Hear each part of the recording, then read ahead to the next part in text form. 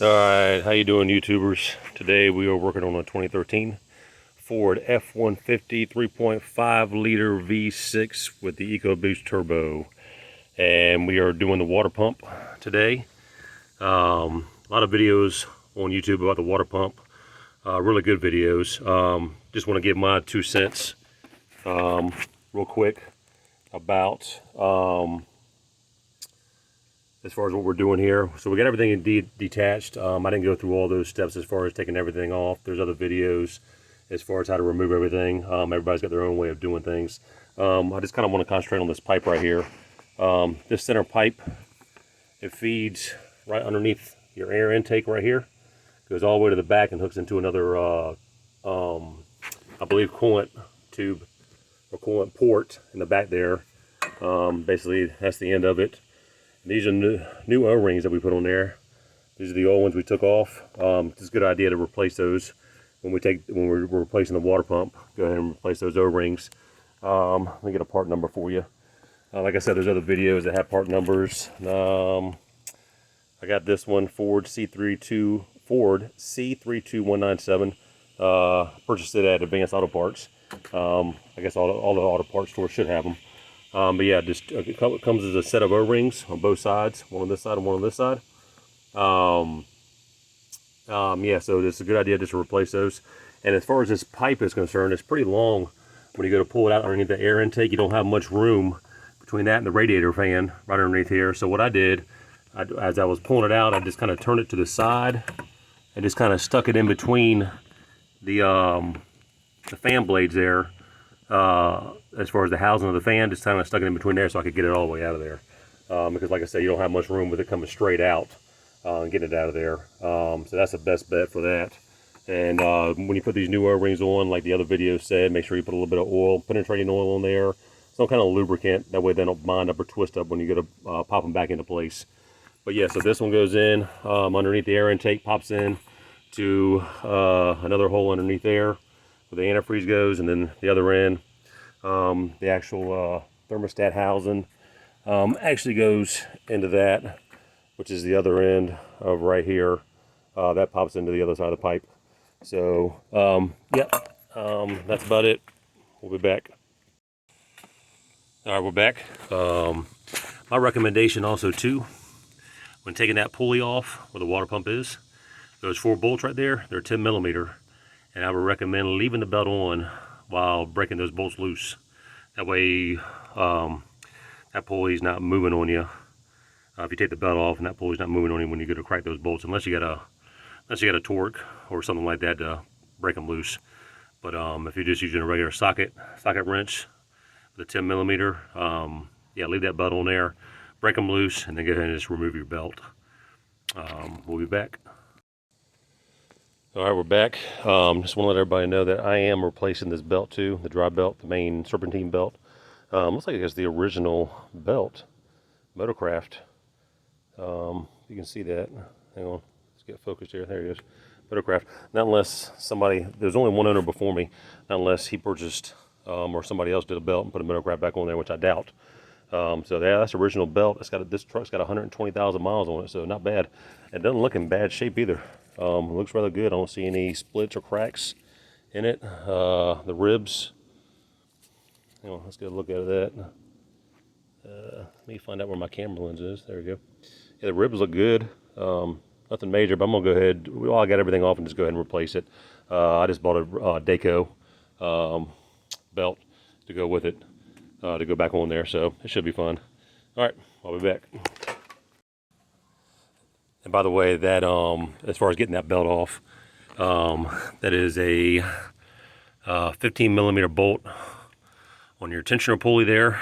I just used a 1/2-inch drive with a 15 millimeter socket, and I just used a sissy bar attached to my, oh, there we go, just a regular pipe, actually just a pipe, just to get the length out of it that I needed so I could go ahead and get the torque that I needed to go ahead and push it, let's see, I guess to the left. Push it to the left to get that tensioner pulley loose so I get that belt off. I'm not replacing this other belt down here, the AC compressor belt. I guess I should, but I heard they're not the funnest belts to replace. You got to walk them off. They're called a stretchy belt. You guys might already know that, but yeah, you got to walk them off the pulley there. There's another video that another guy does it. He does a pretty good job as far as walking it off, and I think you got to get a zip tie to put it back on. Anyways, it's kind of weird, but I'm just gonna leave it, and you know, I'll replace it down the road if I need to. I'm sure I will, but anyways, we're not doing that today. So yeah, so that's just it with that belt. 15 millimeter socket, half-inch drive pipe, and I'll be back. All right, we got the water pump off here, and I guess everybody's asking, why am I replacing the water pump? So I had a coolant leak, and what the weird thing about it is that this coolant leak was only down at the very bottom there, right below that crankshaft pulley, and it only leaked when it cooled off. It wasn't leaking while it was hot. When it was under pressure, it only leaked when it was cooled off, and that's the conclusion I came to, was the water pump. And I believe it was the weep hole right there. I believe it had become compromised, I guess, to the gasket. I'm assuming this gasket that's on the back side of this water pump, gas became compromised. I guess as it heated up, it would seal it, but then as it cooled down, it would break the seal and cause it to drip out a bit. Yeah, kind of a weird thing, but anyways, actually, you know what I'm thinking? I'm thinking actually it probably, I don't know, this seal may have been loose right there at the bottom of that water pump. That's the bottom of it. Right there, that's the bottom of it. It goes right down into this, right, it hooks around into this tube right there. That may have been where it was dripping out at. I'm not for sure. Anyways, I think regardless, this gasket around this plate right here became compromised, and I believe that's where it was dripping out of, because it was just a small drip to a big drip, depending upon what kind of day it was having. Yeah, kind of a weird thing. A lot of different things on this vehicle as far as coolant leaks here or there, but this particular situation, definitely coming from the water pump.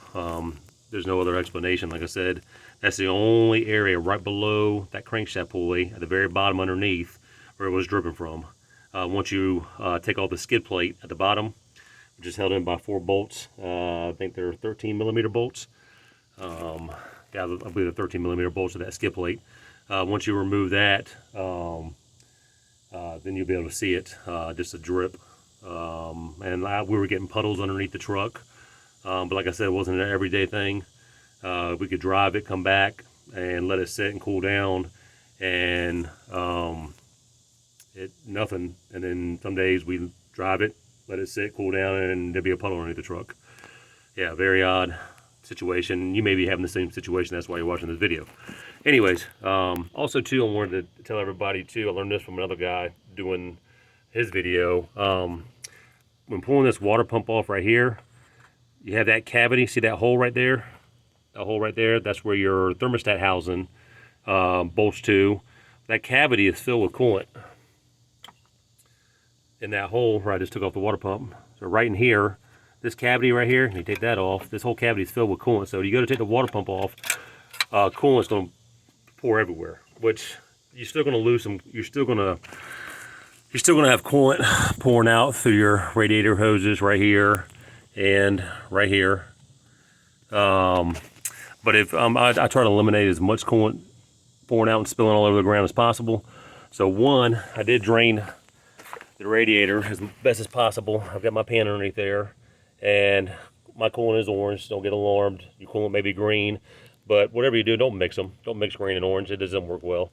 If you got orange, stay with orange. If you got green, stay with green. Anyways, yeah. So, and then there's a red knob. I'm not going to show it to you because I can't. Well, let me see if I can get under here and see it. There's a red. Yeah, I don't think I can see it. It's right behind that hose. There's a little red. See if I can get a. Yep, see it right there. That little red turn screw. That's your drain for your coolant. And what I did was, there's a little nipple at the bottom of it. I don't know if you can see that. Anyway, there's a little nipple. Once you get underneath it, you'll be able to see it. There's a little nipple. I just took a any kind of hose, extra hose that I had laying around, attach it to it. That way I could bring it down and let it drain right in the pan. That way it wouldn't drain all over my cross member or the frame of the vehicle or whatever. So there's a good idea there. So yeah, drain as much coolant out as possible. Anyways, yeah, that cavity being full of coolant right there, what I did was I took my shop vac and I just attached that same hose that I drained from underneath this little hose right here, little piece of hose I had laying around. Just taped it to my shop vac, and I sucked all that coolant out. Sucked all that coolant out of that reservoir. Just stuck the hose in there, and just sucked it all out of there before I even pulled the water pump off. Did that before I pulled the water pump off. Got it all out. Once I put the water pump off, there was no coolant at all. Got it all out of there. So good tip there. All right. All right, got the new water pump out, and okay, this is the old water pump. See the gasket. It doesn't look too bad, but I don't know. It's leaking somewhere. Looks like it's missing right there a little bit. Kind of thin. Kind of interesting to note that this is the original water pump that Ford put on here, and it's got a plastic impeller, which is interesting. I guess no big deal. But the new one from Daco has got a metal impeller. And the gasket on it seems to be a whole lot wider, which I like that too. Just hopefully should get a better seal out of it. Should last a lot longer. So that's good news. Also too, I know there was other videos about getting a new O-ring. Sometimes I guess maybe some water pumps don't come with the gasket. Maybe you got to get a new gasket for it. I guess they sell this separately, because it detaches like this one does. It comes right off. So when you're shopping for one, I would recommend maybe just getting the whole thing. Make sure the gaskets are included in the O-ring. I guess this O-ring, I'm assuming, goes right in here, right around this area. So I guess they sell that separate too. So yeah, try to get the one with the whole fixture. Just might save you some time. And also too, for the pulley goes, I guess they got different options there too. Mine has a 4-bolt pulley attachment.